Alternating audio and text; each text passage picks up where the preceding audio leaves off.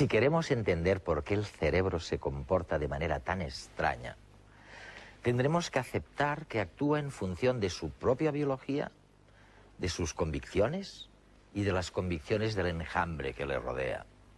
Y entonces comprenderemos por qué un miembro amputado sigue doliendo años después de la amputación.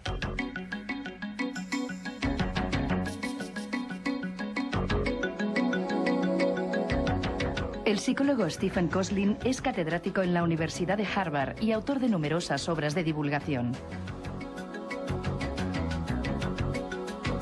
Reconocido científico en el campo de la neurociencia, Kosslyn es un experto en los procesos que el cerebro emplea para visualizar el mundo que nos rodea.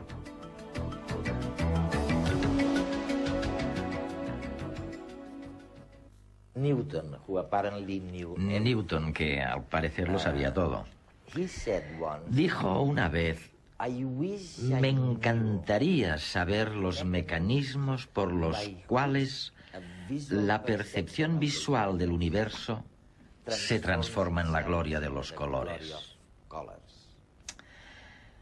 Y tú, después de muchísimos años de investigación, dices, y te voy a citar: los mecanismos que subyacen a la formación de las imágenes no os parecen ni son más misteriosos que los que hay en la base de la percepción visual. Lo que sugiere que hemos avanzado algo desde Newton, ¿no? El cerebro no es una sola cosa, sino un conjunto de partes que trabajan juntas. Y, por ejemplo, en la visión de los colores, ahora sabemos muchísimo sobre lo que sucede en el ojo, en la parte posterior del ojo, y lo que sucede después hasta llegar al cerebro. Lo que ahora también sabemos es que el color se procesa en un área cerebral diferente de donde se procesan la forma y la localización. No solo observamos que hay áreas específicas que se activan cuando las personas ven colores o ven formas, que por cierto no están en el universo. Así es, están separados. El cerebro no solo es una cámara que registra con precisión lo que hay en el exterior, sino que el cerebro es el que lo organiza y el que lo distribuye, de manera que no necesariamente estén de esta forma en el universo, no son evidentes en el mundo.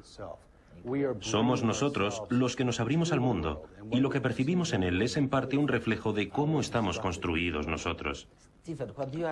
Stephen, lo que estás diciendo es que nada de esto sucede en el universo. Que este rojo o este azul no están ahí, sino que se fabrica aquí en el cerebro.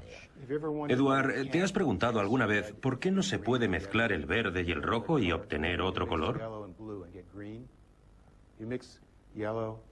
Ya sabes que se puede mezclar el azul con el amarillo y obtener verde. Si se mezcla amarillo y azul, se obtiene verde. Pero si se mezcla verde y rojo, se obtiene un color como barro.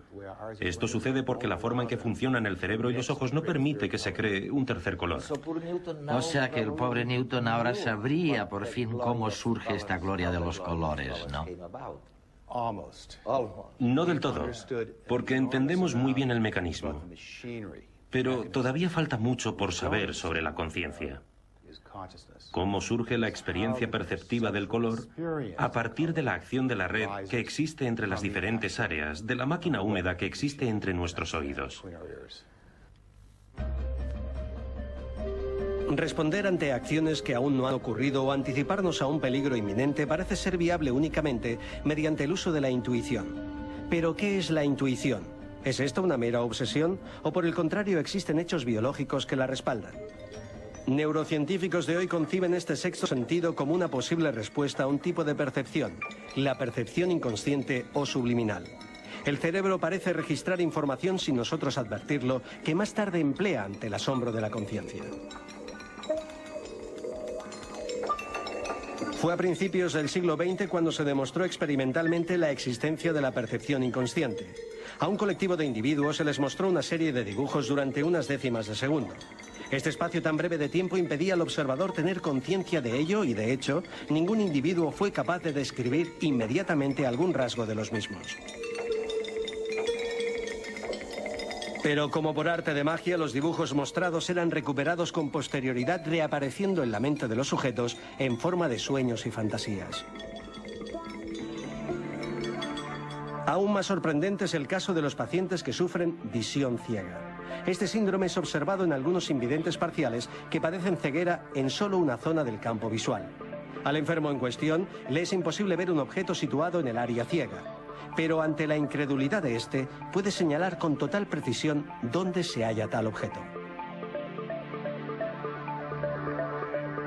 Numerosas investigaciones apuntan a que esta anomalía es fruto de un dispositivo primitivo, un sistema de visualización que ha quedado relegado durante el transcurso de la evolución y que opera a expensas de la conciencia. Multitud de accidentes de tráfico son provocados por conductores que aseguran no haber visto el objeto con el que colisionaron, a pesar de tener la mirada puesta en él. Recientemente se ha realizado un estudio exhaustivo para determinar qué causa esta ceguera fatídica. Los resultados han sido inesperados. Y es que parece que un tercio de la población no solo es capaz de advertir un coche o un peatón repentino, también gozan de cierta facultad sensorial que les permite predecir inconscientemente estos cambios con unos segundos de antelación. Con frecuencia presentimos que nos están observando. Notamos una mirada clavada en nuestra espalda y culpamos a la imaginación de esta sensación. Sin embargo, puede que estemos en lo cierto. Todo parece indicar que solo una fracción de los estímulos sensoriales que recibe el cerebro es controlada por la conciencia. La pregunta es inmediata. ¿Qué ocurre con la información restante? Quizás su sexto sentido posea la respuesta. Hablemos ahora de algo que fascina a la gente. Me refiero al efecto placebo. No sé si está relacionado con la conciencia, pero en este caso tenemos una conciencia de algún tipo que influye en el metabolismo. De manera que unas pastillas que se habían diseñado para nada, en realidad tienen un efecto en las personas. Tú has trabajado muchísimo sobre las formas en que esto es posible que funcione. Dime cómo es posible, ¿no? El cerebro afecta sin ninguna duda al cuerpo todo el tiempo y también afecta a nuestro sistema inmunológico. Si estamos muy cansados o con jet lag como tengo yo ahora, el sistema inmunológico se ve involucrado y enfermamos más fácilmente. ¿Qué es estar cansado? No solo es el cuerpo, también es el cerebro. El cerebro afecta al sistema inmunológico. Creo que tenemos algunas fuerzas en un cierto tipo de reserva de cómo el cerebro puede afectar al sistema inmunológico. Nunca se agota toda la resistencia, ¿no? Siempre se guarda algo. Y el placebo lo que hace es dar permiso para poder acceder a las reservas. Y por lo tanto afectar al cuerpo de una manera más fuerte de lo que se hace normalmente. Es decir, se cree que es una medicina y se responde de la forma en que normalmente se responde cuando se toma una medicina, aunque en realidad no lo es. Pero no solo se trata del sistema inmunológico, sino también del dolor y de cosas como la fuerza de la histeria. Hay anécdotas como la de mujeres cuyos hijos estaban atrapados debajo de un coche y podían levantarlo. Esta es una fuerza histérica, ya que daña los músculos y no debe hacerse normalmente. Pero ante una urgencia se obtiene el permiso. Porque existe la reserva. Y se usa la reserva, esa es mi teoría. Steven, algo que me sorprende o me fascina es este tema del no placebo. De que aparentemente no deberíamos estar tan seguros cuando le decimos a un paciente: escucha, tengo que decirte la verdad, no hay nada que hacer, esto se acabó. Bueno, parece que puede darse también una alteración en el cerebro a raíz de esto. Un amigo mío, 3 semanas antes de que se publicara el artículo sobre el nocebo, me dijo que su hermana tenía cáncer desde hacía 2 años. Y que después de la quimioterapia, los médicos le habían dicho que no había nada que hacer y que le quedaban 6 semanas de vida. ¿Y a que no sabes lo que le pasó? Sí, que al cabo de las 6 semanas se murió. Eso es. Y en mi opinión el médico hizo una estupidez, porque es evidente que ella cooperará si cree en la figura de la autoridad. Si ésta le dice que no hay nada que hacer y que se morirá, el cerebro puede regular lo que hace el cuerpo, de forma contraria a como lo hace el placebo. El placebo lo que hace es agradar, hace sentir mejor. El nocebo lo que hace es empeorar, de manera que lo peor que pueden hacer los médicos es quitar la esperanza. Es una especie de apoptosis, ya que se favorece, en cierto modo, el propio suicidio, ¿no? Es peor que eso, porque no solo es un suicidio, alguien te ha asistido. En mi opinión, eliminar la posibilidad de mejorar y ofrecer la posibilidad de empeorar es algo terrible.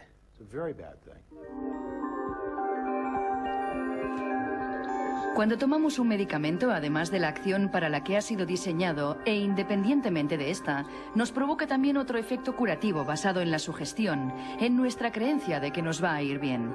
Es el efecto placebo. Pueden provocarlo sustancias completamente inocuas, llamadas genéricamente placebos, como el agua salina, así como todo tipo de tratamientos, desde la actitud del médico hacia el paciente hasta la cirugía. Pero también es posible tener expectativas negativas que desemboquen en un empeoramiento, aunque el tratamiento, que en este caso se llama nocebo, sea totalmente inofensivo. La muerte por vudú, si no es un mito, podría ser el ejemplo más extremo del efecto nocebo. Parece evidente que la mente influye en el estado del cuerpo. Pero, ¿cómo? ¿En qué cambios bioquímicos se traducen nuestras expectativas? La clave está en la interrelación de los sistemas nervioso, inmunológico y hormonal. Los opiáceos que genera nuestro cerebro, muy similares a los compuestos del opio conocidos desde antiguo y relacionados al igual que ellos con sensaciones de placer y analgesias, están implicados en muchos casos. Una de las evidencias es que gracias a las técnicas de neuroimagen vemos que las regiones que se activan son las mismas en aquellas personas que toman un analgésico opiáceo que en aquellas que tan solo toman un placebo. También se ha observado en algunos casos la liberación de neurotransmisores, como la serotonina en la depresión y la dopamina en el Parkinson. Las moléculas nos dan pistas de qué mecanismos conducen a la mejora de la salud. Pero, ¿qué los desencadena? ¿Por qué se produce el efecto placebo?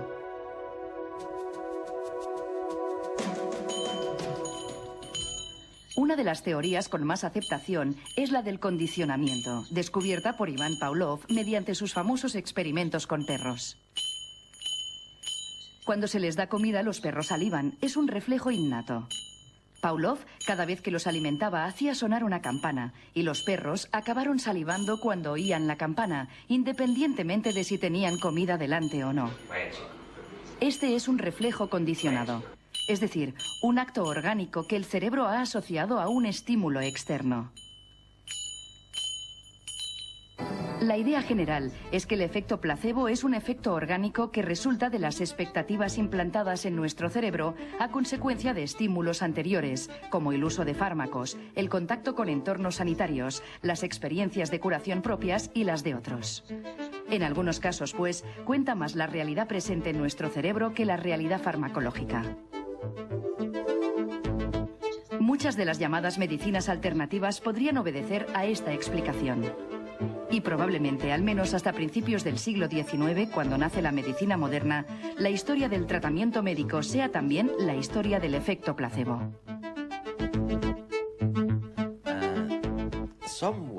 En algún sitio. Oye, no sé dónde, pero tú das el siguiente ejemplo. Tú dices, si tomas un ladrillo, así, ¿no? Imagínate que tu libro es un ladrillo. Si hago esto, normalmente podré aguantarlo durante unos 5 minutos. Pero tú dices que si se me hipnotiza, podría aguantarlo durante 20 minutos. Y la gente que no lo cree dice, si le explicas a un hombre que una mujer es capaz de aguantar así el libro durante 20 minutos, seguro que el hombre se autoconvencerá y también lo podrá hacer. O sea que es una cuestión de superstición, no es de ciencia.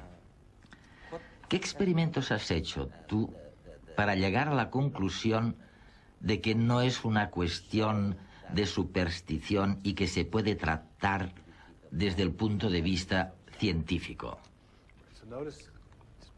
Esto guarda relación con el tema del efecto placebo. Cuando se te dice que una mujer puede sostener el ladrillo, te das a ti mismo permiso de forma consciente para aguantarlo aunque los músculos estén al límite. La diferencia reside en el mecanismo por el que se actúa. Pero en el caso de la hipnosis también se acude a las reservas. Cuando imaginas algo, cuando cierras los ojos e imaginas un cierto objeto, por ejemplo, ahora yo estoy viendo una persona en particular, imaginando. En estos casos tú dices, has descubierto que se activa algo que es el mismo sustrato neuronal que cuando la ves físicamente. En cierta manera es como si al cerebro le importase un cuerno el que tú estés mirando realmente una cosa o solo imaginándola. Cuando conocí al Dalai Lama le hice 3 preguntas. Y te las voy a hacer a ti. ¿Sabes qué forma tienen las orejas de los gatos? Bueno, él respondió, ¿qué tipo de gato, no? Es verdad, me sentí fatal. ¿Pero sabes la respuesta? Bueno, pensemos en Mickey Mouse. ¿De qué forma tiene las orejas? Sí, son redondas, ¿no? Sí, sí, perfecto. Sigamos. ¿Y en qué mano sostiene su antorcha la Estatua de la Libertad? ¿En la izquierda? En la derecha. Y el Dalai Lama lo contestó bien. Esto me sorprendió, porque muchos americanos no lo saben. Y la última. ¿Qué verde es más oscuro? ¿Un árbol de Navidad o un guisante congelado? El árbol de Navidad. Muy bien, gracias. Lo interesante de estas preguntas es que en todas se necesita la imaginación para poder contestarlas. O sea que si te miro a los ojos, se mueven lateralmente cuando intentas responder, intentando visualizar la entrada visual. Pero lo que no es nada obvio en la introspección es que haya 3 sistemas cerebrales diferentes a los que se acude. Uno se usa para las formas, tanto en la percepción como en la imaginación. Otro para la ubicación. La percepción está aquí y la ubicación aquí. Y el otro se usa para el color y está aquí debajo. De modo que la misma división del cerebro, divide y vencerás, con el color, la forma y la ubicación que se usa para la percepción, se usa también para la creación de imágenes mentales. Y resulta que las capacidades no están relacionadas unas con otras. Personas que son muy buenas en la imaginación espacial, que saben cómo orientarse en una ciudad, pueden no serlo tanto a la hora de visualizar las caras o los objetos. No están relacionadas, o los colores tampoco están relacionados. Son sistemas diferentes. Cuando a alguien le amputan una extremidad, es bastante probable que, a pesar de que ya no forme parte de su cuerpo, siga sintiéndola. Esta extraña sensación no comenzó a estudiarse científicamente hasta hace relativamente poco.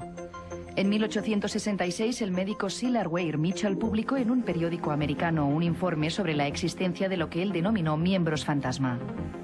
Inmediatamente comenzaron a llegar cartas de soldados de la Guerra de la Secesión a los que habían amputado brazos y piernas, que aportaban su testimonio sobre cómo seguían sintiendo los miembros que ya no tenían.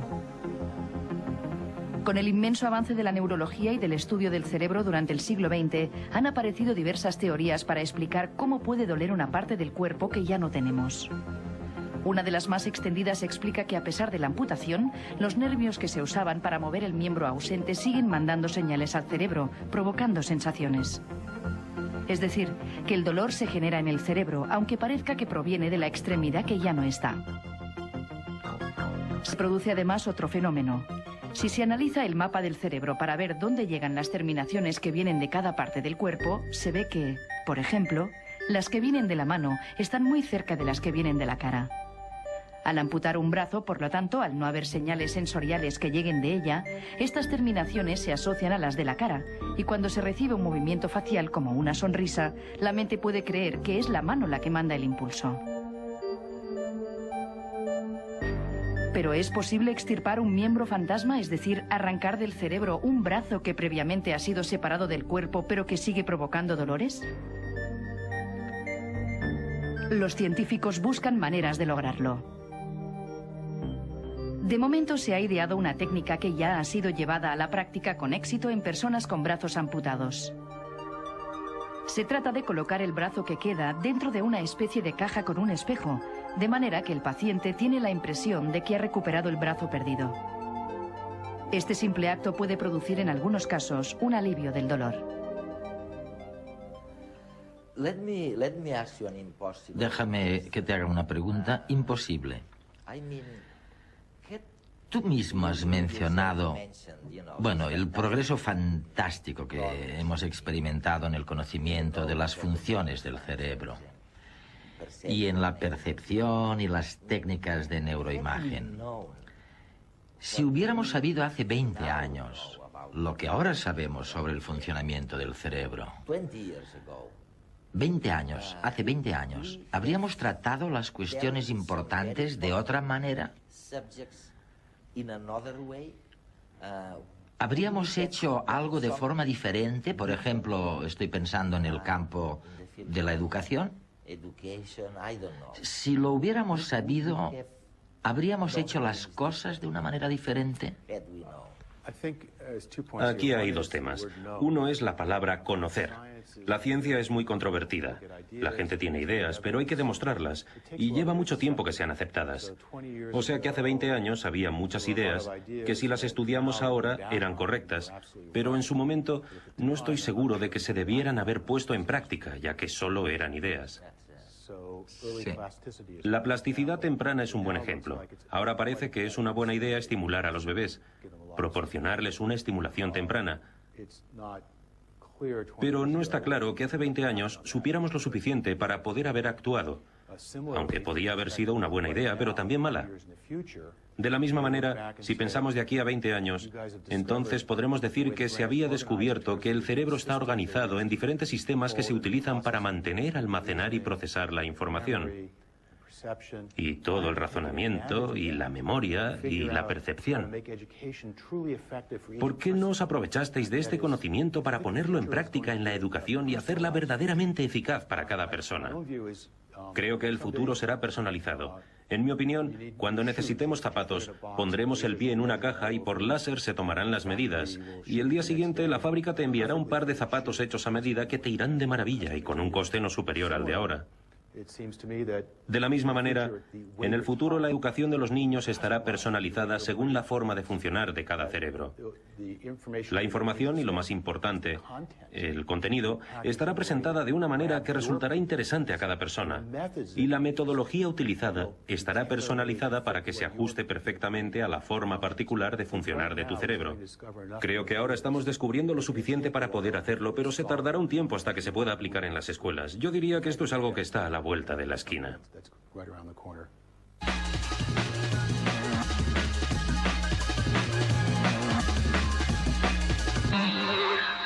La comida estimula el cerebro de la misma manera que lo hacen las drogas.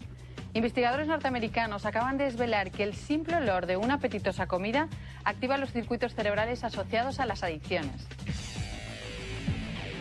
Esta activación demuestra la gran sensibilidad del cerebro humano ante la presencia de estímulos alimenticios. Se ha analizado la actividad cerebral de una docena de pacientes a los que se les presentó su comida favorita mientras se les realizaba un escáner. Primero mientras olían y saboreaban diversas viandas y luego cuando bebían agua. Al comer se comprobó que aumentaba el metabolismo de todo el cerebro, sobre todo en las regiones de la corteza derecha frontal, zona que forma parte del sistema límbico y que está asociada a los comportamientos compulsivos propios de los estados adictivos de los drogadictos. Así, una anomalía en esta región puede explicar la falta de control en las conductas adictivas alimenticias. Los resultados pueden ser muy útiles para conocer mejor la obesidad. Geofísicos alemanes y norteamericanos han unido esfuerzos para embarcarse en un proyecto pionero por su objetivo. Los científicos pretenden elaborar un detallado mapa de la fuerza de la gravedad que afecta a la Tierra. El proyecto se está llevando a cabo gracias a la labor de 2 satélites idénticos lanzados al espacio con el objetivo de radiografiar los efectos de la gravedad en diversos puntos del globo terrestre. Por una parte, se están tomando medidas superficiales con gravímetros. Sin embargo, tan solo los satélites son capaces de medir toda la Tierra cada mes. Los 2 artilugios avanzan a la vez, peinando todos los puntos del planeta con una separación de 220 kilómetros entre ellos. Cuando la fuerza gravitatoria varía en función de la orografía, la velocidad de los vehículos se modifica, registrándose todas las variaciones que se originan durante el trayecto. El resultado será un mapa completo del campo gravitacional de la Tierra que servirá para predecir cómo evolucionará nuestro planeta. Aparte de muchas otras prestaciones, Internet puede acabar convirtiéndose en un aliado muy valioso para las personas que luchan contra la depresión. Al menos, esta es la conclusión a la que han llegado 2 estudios que investigan la eficacia de la red a la hora de paliar los síntomas depresivos. Se ha analizado tanto la información de varios portales dedicados a esta enfermedad como el perfil del usuario que entra en estos sitios. La conclusión es clara. Las personas que acceden a estos portales informativos aseguran sentirse mejor tras navegar por sus páginas. Los estudios se han realizado entre una muestra de más de 500 internautas australianos, con una media de edad de 36 años. El objetivo era comprobar la eficacia de Internet como herramienta contra la depresión. Todos los portales se han mostrado efectivos a la hora de paliar los síntomas de la enfermedad. Así reducía los pensamientos negativos de los participantes y disminuía su nivel de angustia una vez que se informaban sobre la patología. O sea, que la ayuda virtual parece que cobra fuerza frente a las terapias tradicionales. Informáticos y astrónomos han creado un programa de ordenador a medio camino entre la ciencia y el ocio. Se trata de un software que permite a los usuarios que lo deseen calcular los daños que podría producir en el planeta un impacto cósmico. No es imprescindible ser físico ni conocer las complicadas leyes que rigen el universo. Tan solo es necesario un ordenador y estar conectado a Internet. Meteoritos y otros cuerpos cósmicos amenazan al planeta. Los astrónomos vigilan la dinámica de estos cuerpos a distancia. Ahora los aficionados de a pie también podrán hacer sus cálculos y sus previsiones gracias a un programa informático que permite calcular y analizar los resultados que un impacto cósmico tendría sobre el planeta Tierra. Se trata de un software muy accesible ideado por expertos de la Universidad de Arizona que se puede conseguir a través de Internet.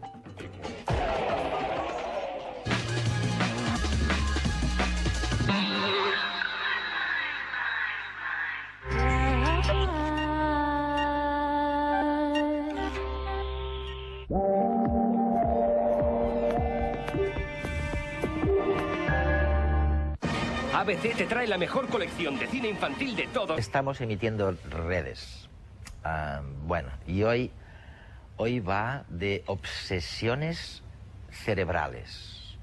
Yo no sé qué pensarán ustedes de un cerebro que cuando a una persona le duele el corazón, que se supone que está por acá, en el lado izquierdo, bueno, en lugar de dolerle acá, resulta que le duele la espalda o el brazo. ¿Y saben por qué? Bueno, porque en tiempos remotos de la evolución, el corazón estaba en otra parte y el cerebro, oye, vive este mundo casi fósil, recordando dónde estaba el corazón y no dónde está. Paco, bueno, tú escribiste un libro famoso que se llama El cerebro no se engaña. Y bueno, en este caso concreto yo mencionaba una cosa que siempre me ha dejado perplejo, ¿no? ¿Hasta qué punto nos puede engañar haciendo creer que el corazón está en otra parte, ¿no? Porque estuvo en otra parte en la historia de la evolución. Los neurocientíficos os dividís, yo os divido en 2 grandes grupos, ¿no? Los unos que dicen el cerebro es una máquina maravillosa, la más perfecta del universo. Y los otros que dicen, oye, tengo mis dudas, está ahí dentro encerrado, no ve nada y no hay que fiarse demasiado. Yo soy un escéptico, desde luego. ¿Tú eres un escéptico? Por supuesto. Y una prueba de ello la tenemos en que el cerebro crea historias que no son ciertas, ¿no? Y lo hace porque no es una máquina dedicada a la especulación filosófica, sino es una máquina que surge para asegurar la supervivencia de la especie o la supervivencia del organismo que alberga ese cerebro. Y eso es mucho más importante que cualquier tipo de especulación. Claro. Yo suelo poner un ejemplo muy claro. Si, por ejemplo, en la India estamos en la selva y vemos detrás de un arbusto una especie de cuerda anaranjada con tiras negras, el cerebro crea un tigre. Puede ser que sea una cuerda, y entonces el cerebro nos ha engañado, pero es muy útil para la supervivencia porque si es un tigre, salimos corriendo y hemos salvado la vida. Un ejemplo de hasta qué punto el cerebro puede crear fantasías que son útiles para otras cosas que para la verdad o la razón. Ahora, yo encuentro, Pedro, no sé, yo encuentro fascinante que te pueda engañar de esta manera, ¿no? Que él, el pobre, lo que ve es una cuerda, como dice Paco, con unas franjas de color, pero lo que ya veo increíble es que pueda engañar a su propio cuerpo, o sea, que le sustenta, que tú diseñes una píldora para que no tenga ningún efecto y que por el efecto placebo a que se refería Coslin en la entrevista, en la primera parte, tenga un efecto inmediato, como si fuera una pastilla que fue diseñada para hacer algo, cuando no es verdad, ¿no? Mira, fíjate que estabas hablando al principio de si nos encuadrabas entre los neurocientíficos que consideramos el cerebro como algo perfecto. Hemos hablado también de máquinas, estamos hablando de engaños. Me has dicho antes también, pobre cerebro, que no sabe que... No, yo creo que estamos utilizando también conceptos demasiado negativos. El cerebro es una máquina hasta cierto punto, es una máquina tal y como conocemos el resto de las máquinas. El resto de las máquinas las hemos inventado nosotros, el cerebro no la hemos inventado, no lo hemos inventado. Es un producto natural, es un producto biológico, ¿no? Claro, para mí el cerebro tiene un concepto muy positivo, tiene un matiz muy positivo, que es aquel órgano de nuestro cuerpo que nos permite adaptarnos al mundo exterior, el que permite darnos cuenta de las cosas, el que nos permite hacer una conducta. Y en momentos determinados, el que el cerebro se le engañe tomándose una pastilla de placebo, pues hasta puede ser beneficioso, ¿no? Es decir, el concepto negativo de es una máquina, es imperfecto o es muy perfecto, son conceptos muy relativos, ¿no? Pero Pedro, vamos a ver, es obseso, el cerebro. Cuando titulamos este programa Obsesiones Cerebrales, y te voy a pasar el experimento de hoy, fíjate de qué manera reacciona frente a una dependencia como la suscitada por el alcohol o la droga. Es obsesivo, o sea, es invasor, es tremendo, míralo.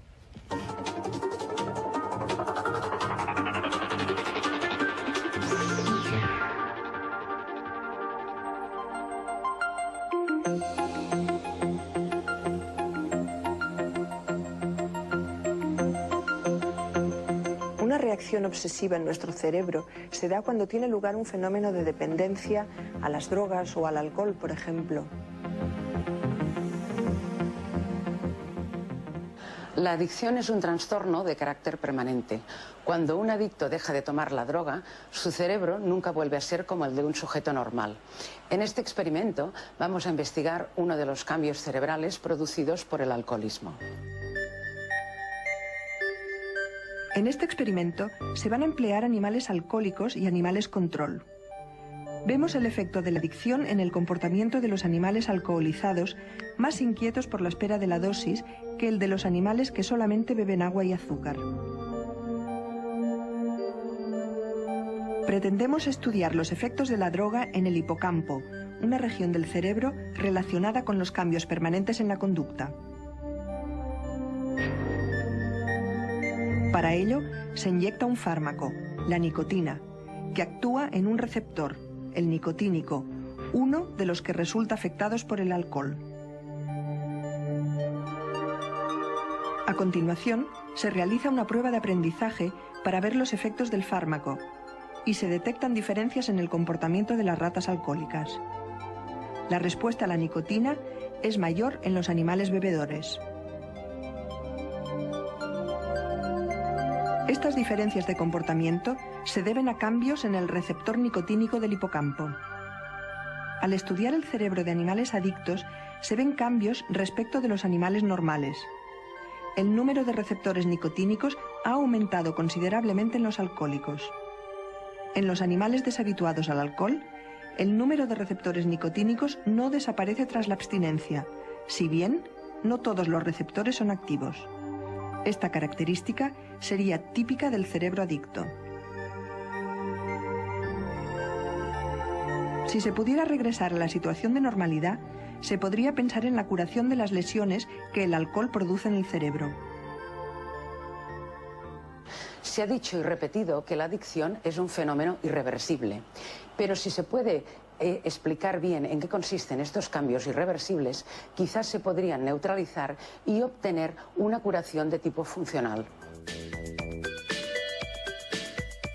Con experimentos como este, se podrían curar dependencias químicas que generan obsesiones cerebrales.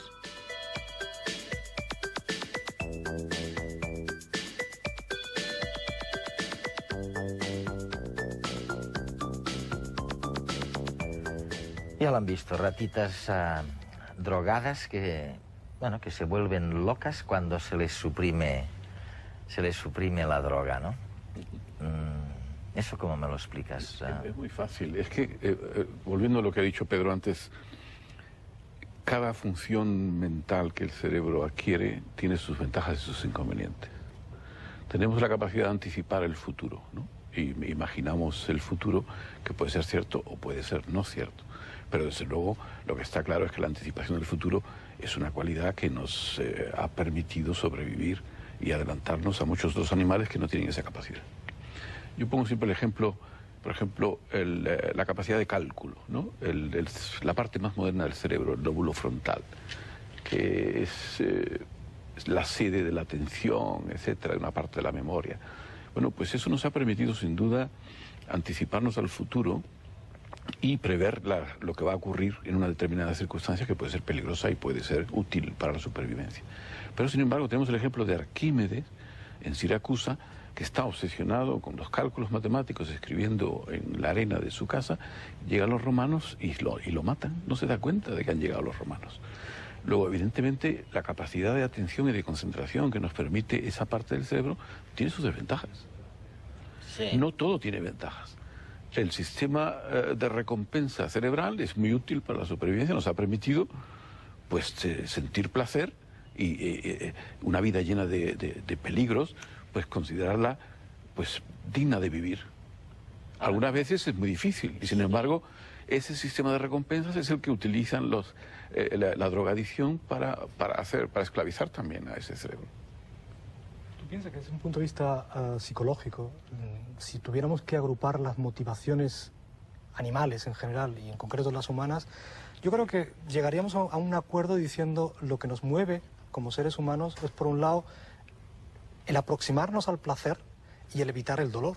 Es decir, son los dos pilares que va a mover nuestra conducta en el medio ambiente, ¿no? Y para eso necesita nuestro cerebro contar con instrumentos adecuados. Es decir, fallar en el dispositivo de placer o fallar en el dispositivo de dolor pueden ser vitales para ese individuo, ¿no? Pero ¿por qué te da dolor, por ejemplo, de un miembro fantasma? O sea, las personas a las que, oye, se les ha amputado un miembro y luego el cerebro los machaca porque está obseso en que aquel miembro sigue doliendo. Y bueno, oye, es un obseso. O sea, ¿qué le pasa? Porque hay un esquema corporal que es innato. Los niños que nacen sin miembros, sin brazos, también tienen dolor en miembro fantasma y no han tenido ninguna amputación. Luego tiene que haber un programa que permita que tengamos un esquema corporal ya de entrada, antes de evolucionar.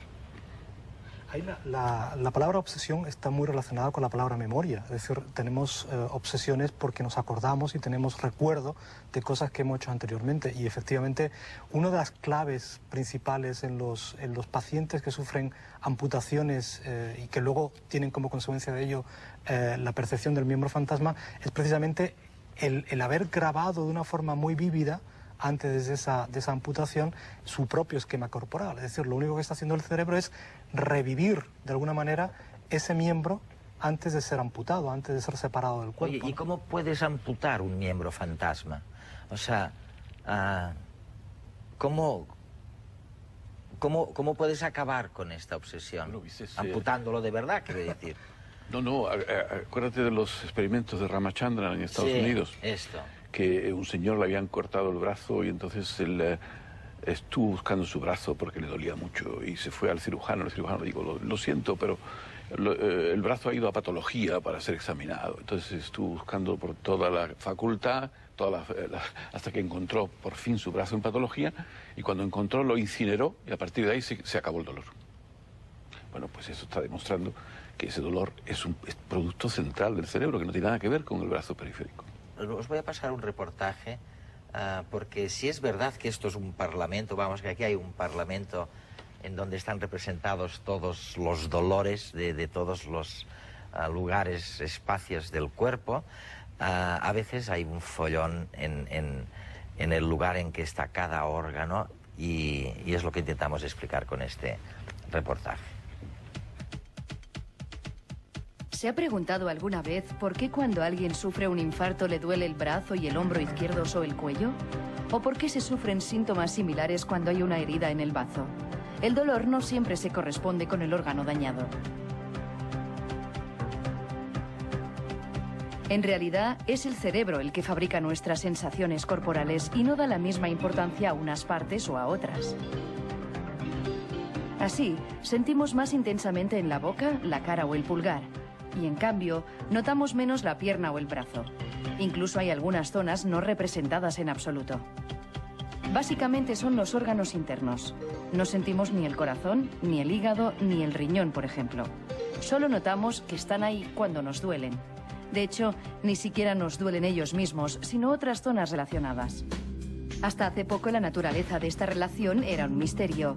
Algunos neurólogos clínicos la investigaron mientras curaban heridas de bala en la espina dorsal durante la Primera Guerra Mundial.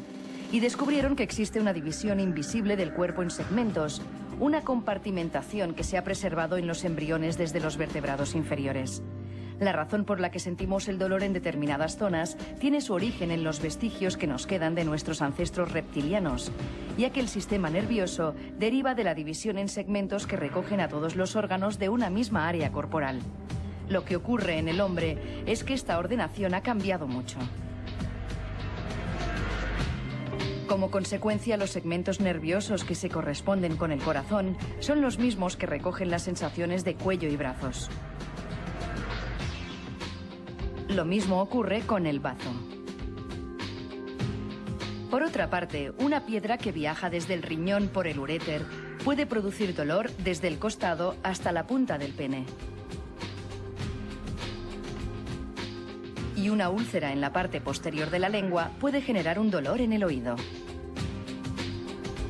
Bueno, ya lo saben, o sea, el dolor de un órgano se puede manifestar no necesariamente en el lugar exacto donde está el órgano.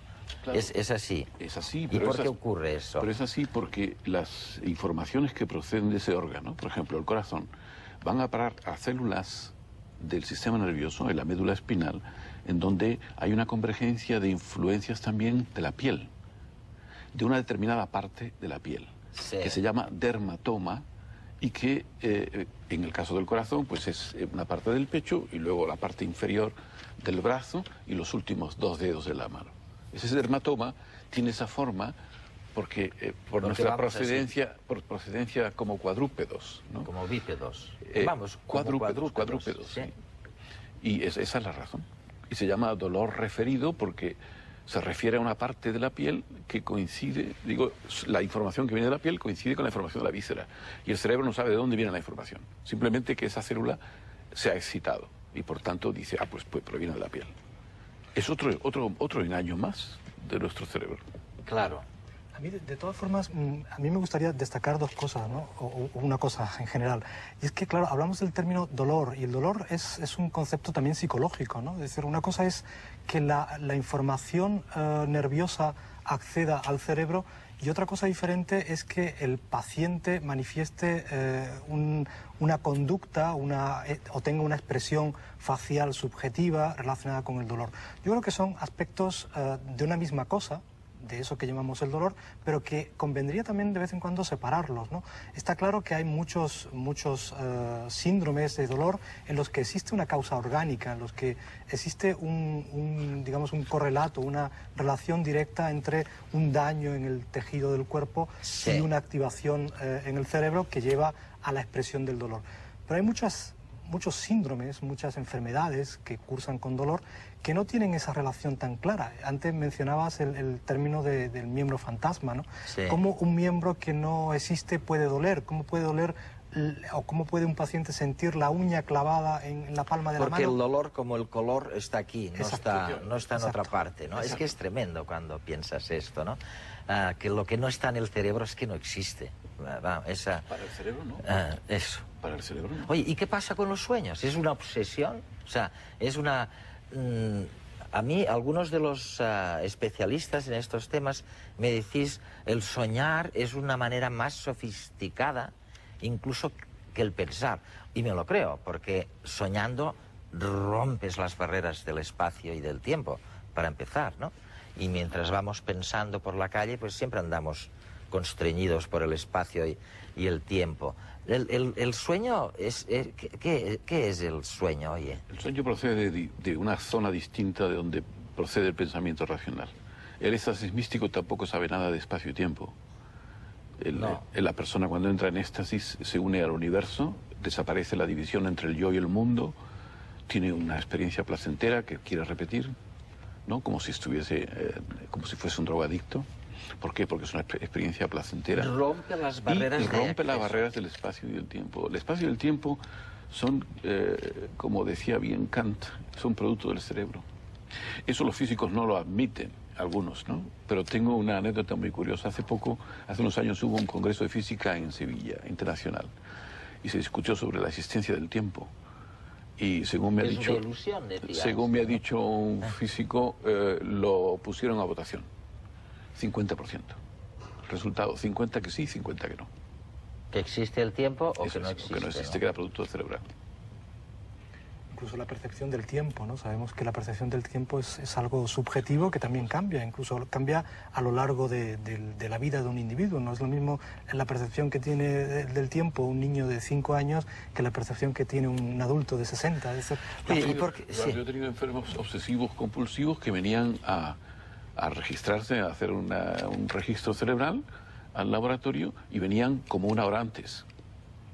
Es decir, que ellos tenían una concepción del tiempo completamente distinta a otras enfermedades. Hay enfermedades mentales donde el tiempo es completamente distinto al tiempo que nosotros conocemos. Como... O se adelanta o se atrasa. El depresivo, por supuesto, es justo lo contrario al obsesivo. Llega tarde. Y eso es sí, porque está deprimido, no le interesa gran cosa, no está motivado, etc. Es decir, sabemos demasiado poco sobre el cerebro. Pero lo que dijiste antes es muy interesante. Sabemos más de lo que le ocurre al cerebro que lo que el cerebro es capaz de influir sobre nuestro organismo. Sí. En la entrevista de Cosin, no sé si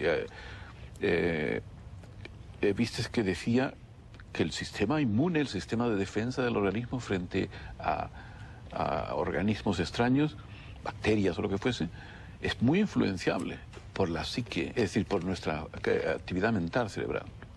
Y la prueba tenemos que nos resfriamos cuando estamos deprimidos por alguna razón. ¿Por qué? Porque el sistema inmune baja sus defensas en ese momento con la depresión. Y eso se sabe, en enfermedades mentales el sistema inmunológico está alterado igualmente. Sí, yo debo decir que me he quedado... ¿sabes? No me olvido nunca de esta... Yo creo que salió, vamos, 2 líneas en algún lugar, la historia esa de que las neuronas que se activaban cuando veías algo y cuando lo imaginabas eran las mismas, ¿no?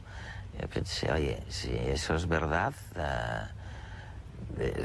en el fondo, el cerebro, lo real, lo imaginado, el tiempo, no haya tiempo... no tiene demasiada importancia para él, ¿no? Oye, ¿qué hemos aprendido en el tema de las obsesiones cerebrales. O sea, en los últimos 50 años hemos aprendido... Ha habido incluso la década del cerebro, ¿no? Creo que estamos todavía en ella. O acabamos de salir. Bien.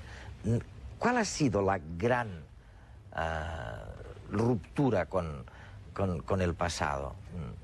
Desde mi punto de vista, la gran ruptura ha sido la concepción del cerebro como algo plástico, es decir, como algo que puede cambiar, ¿no? Creo que fue algo que aventuró en su tiempo nuestro premio Nobel, Ramón y Cajal, que en su época quedó un poco en saco roto, como se suele decir, pero que esta década del cerebro y estos últimos años de tanta investigación cerebral a lo que ha llevado es precisamente a eso.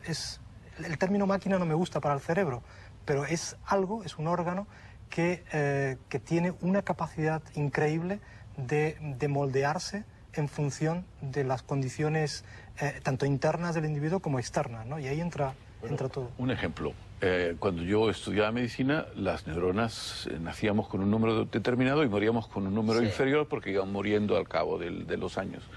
Hoy día se sabe que en algunas partes del cerebro se pueden reproducir. El hipocampo, por ejemplo, que está en relación con la memoria. Y en el hipocampo se ha visto que hay neuronas que se multiplican. Y esta es la razón por la cual, con técnicas modernas de imagen, se vio que los taxistas londinenses tenían un hipocampo mucho mayor que el ciudadano normal. Porque claro, ellos tenían que estar constantemente ejercitando la memoria espacial, que es para lo que el hipocampo surgió en la evolución, que es lo que le permite a los mamíferos saber dónde se encuentran los alimentos, dónde están las fuentes de alimento, dónde se encuentran los que han escondido, dónde están los potenciales compañeros sexuales o dónde están los depredadores. Así que los taxistas londinenses tienen un hipocampo mucho mayor. Y ahora se está discutiendo si la corteza cerebral también, las neuronas se reproducen. Si se reproduce en la corteza cerebral, entonces explicaremos por qué nuestras funciones mentales son tan plásticas, como decía Pedro. O sea que tenemos que terminar con eso y les vamos a dejar pues con un pensamiento que no está mal, que no es del todo negativo, ¿no? Digamos que es verdad que el cerebro no está diseñado para buscar la verdad, no esperen demasiadas cosas de él en este sentido, pero cada vez que se trata de sobrevivir, bueno, tiene una cierta plasticidad que le permite adaptarse a los entornos cambiantes. Esa es la suerte que yo les deseo. Hasta la semana próxima.